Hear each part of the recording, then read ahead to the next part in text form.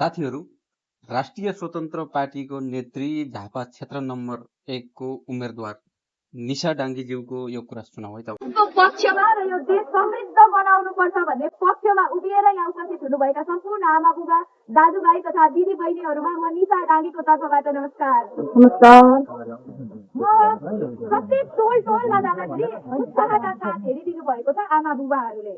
मेरो बाबा भन्ने उमेर समूहका बाबा आमाहरूले पनि आँसु आँसु बनाएर मलाई आशीर्वाद दिँदै भन्नुभएको छ, अगाडि बढ है, हामी तिम्रो पछाडि छौ, नडराउ है, तिमी देश बनाउनको लागि अगाडि बढ, हामी तिम्रो पछाडि छौ भनेर आशीर्वाद दिनुभएको छ। र म अझ धेरै टोलहरूमा जाँदाखेरि मेरै उमेर समूह र म भन्दा पनि अझ भाइ बहिनीहरूले उत्साहका साथ हेर्नु भएको छ।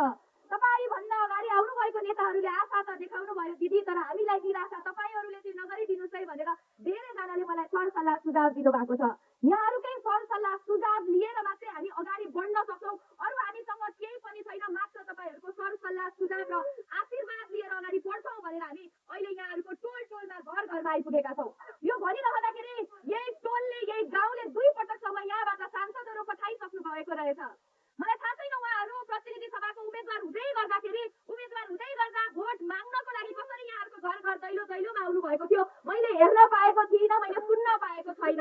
यहाँहरूलाई अझैसम्म याद छ होला उहाँहरू कसरी भोट माग्दै आउनु भएको थियो, के आश्वासन दिनुभएको थियो र उहाँहरूका कुरा के थिए भन्ने कुरा मलाई भन्दा राम्ररी थाहा यहाँहरूलाई हुन सक्छ।